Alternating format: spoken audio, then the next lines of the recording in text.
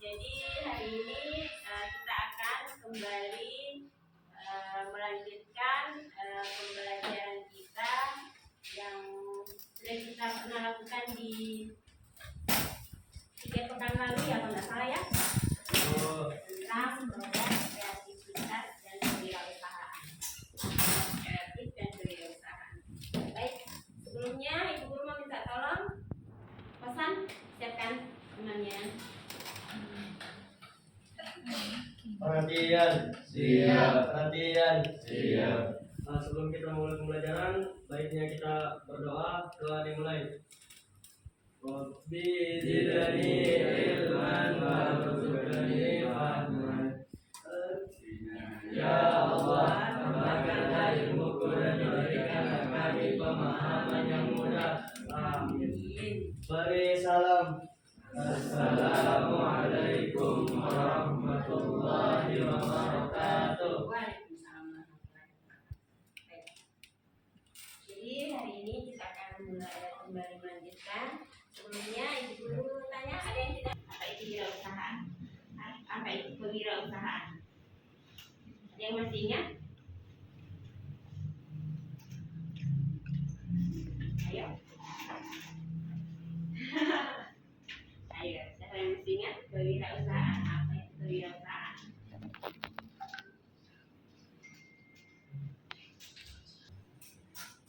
Wirausaha itu Bu, seseorang yang menanggung bisnis baru dengan modal dan usaha sendiri Bu. Oke, ya.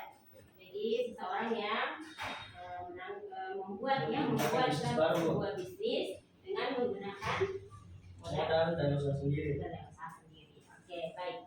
Kemudian Ibu Guru ingatkan kembali, apa ciri-ciri seorang wirausaha? Harus dibahas kan? Jadi kira-kira apa ciri-cirinya seorang wirausaha?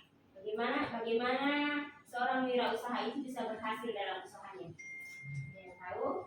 Oke, silakan. Bertanggung jawab, aktif, dan kreatif. Oke, sip. Jadi seorang wirausaha itu harus memiliki sikap inovatif, tanggung jawab, dan kreatif. Oke, baik. Baik, jadi hari ini kita mau melanjutkan pelajaran produk kreatif dan kewirausahaan kita.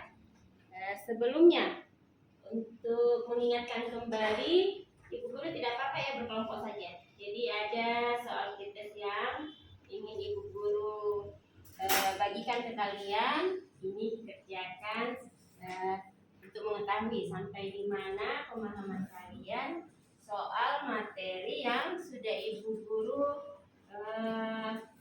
paparkan kemarin ya, pada pertemuan sebelumnya.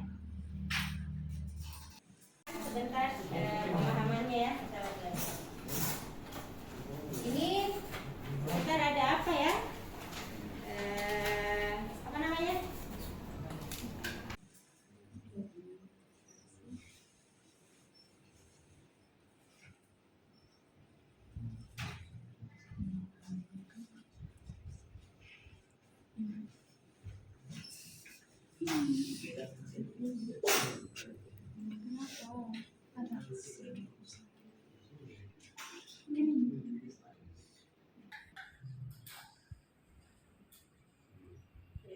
Jadi pengetahuan kita saja apa yang kita ketahui tentang kewirausahaan itu.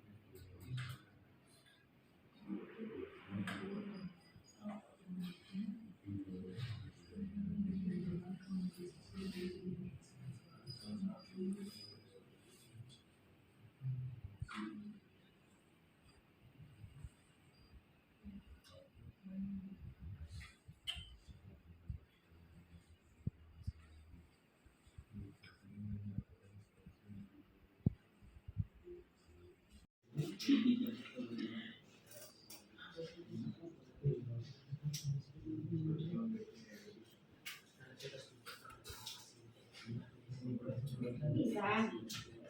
Proses mengidentifikasi mengembangkan metodologi dalam kehidupan.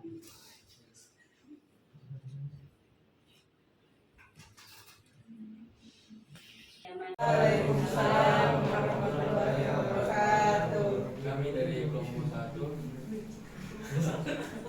akan membahas hasil dari diskusi kami berdua mengenai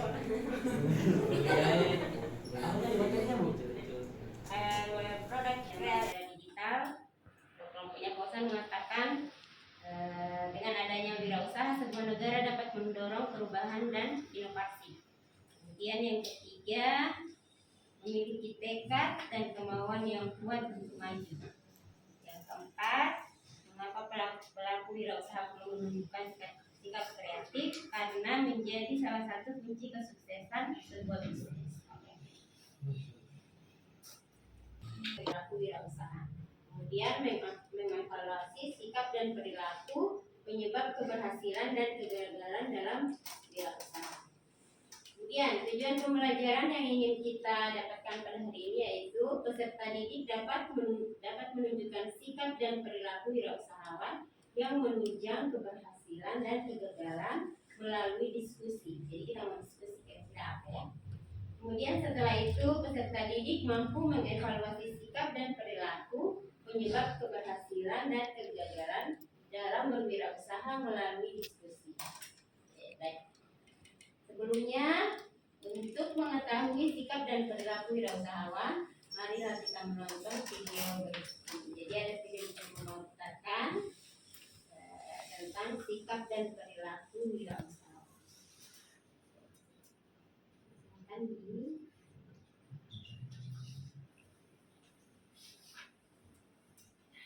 Agak berani dan berwatak agung.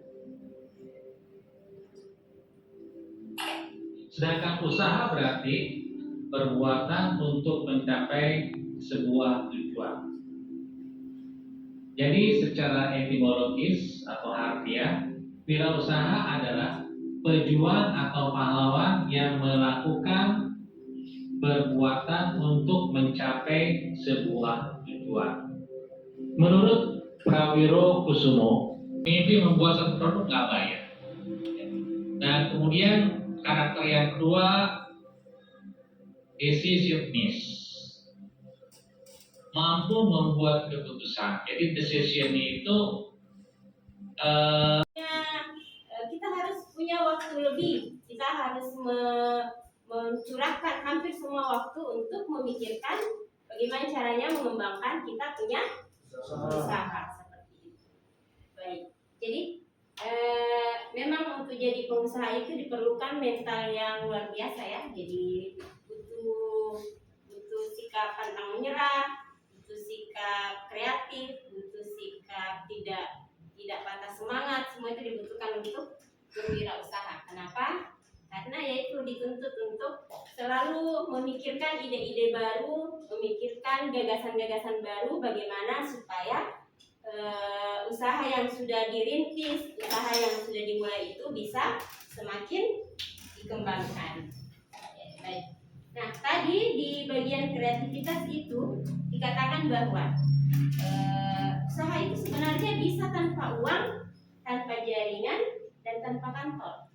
Kira-kira ada yang bisa memberikan pendapat? Kenapa kira-kira dikatakan seperti ini? Tanpa uang, tanpa jaringan, dan tanpa kantor. Kira-kira mengapa di bagian kreativitas itu dikatakan seperti ini? Ada yang bisa mengungkapkan pendapatnya? Kira-kira kenapa ya? Bahwa seorang wirausahawan itu dengan kreativitasnya bisa tanpa uang, tanpa uang. Kenapa kira-kira? Banyak sekali nih bisnis yang namanya dropshipper. Jadi ada sebuah pelaku usaha yang mencari orang-orang yang ingin berbisnis tanpa mengeluarkan uang. Jadi yang sebenarnya yang diperlukan di sini itu jaringan. Pesanan yang masuk itu dikelola sama pelaku usaha yang pertama tadi. Oh begitu ya. Kita cuma memasarkan dropshippernya itu. Itu namanya Dropshipper. dropshipper. Oke. Jadi itu mungkin ya maksudnya bahwa ternyata untuk melakukan usaha itu boleh tidak menggunakan modal ya. Boleh tidak menggunakan modal. Nah, Ibu Guru tanya lagi, kalau di sini tanpa jaringan, kira-kira ada dalam artian apa kira-kira ini kalau dikatakan bahwa sebuah usaha itu boleh tanpa jaringan? Padahal kalau dipikirkan untuk mengembangkan usaha kan kita harus selalu punya jaringan yang kuat, punya jaringan yang luas. Ada yang bisa mengungkapkan pendapat? Mengapa dikatakan bahwa kreativitas dalam berusaha itu boleh tanpa jaringan? Ya. Kenapa kira-kira boleh dikatakan tanpa jaringan? Maksudnya ini Bu, tanpa jaringan kayak orang-orang sekitar atau mungkin di hal ini dimaksudkan dalam artian tidak perlu apa ya? Misalnya usaha apa sih namanya? Usaha makanan. Tapi tetap saja ya. Makanya kenapa kira-kira ya dikatakan bahwa kreativitas dalam berusaha itu tanpa jaringan juga bisa. Padahal iya tanpa jaringan. Padahal kalau dipikir ini ya masih masih masuk akal kalau masuk. Tapi kalau tanpa jaringan kira-kira kenapa bisa dikatakan seperti itu bahwa melakukan usaha itu boleh tanpa jaringan? Satu pendapat tadi bahwa pembeli dan penjual itu bertemu secara langsung ya, jadi tidak memerlukan perantara. Maksudnya tidak perlu sebuah tahapan-tahapan untuk suatu barang sampai ke pembeli. Jadi antara penjual dan pembeli bertemu secara langsung. Oke, pendapat. Ada pendapat lain? Kenapa kira-kira dikatakan itu?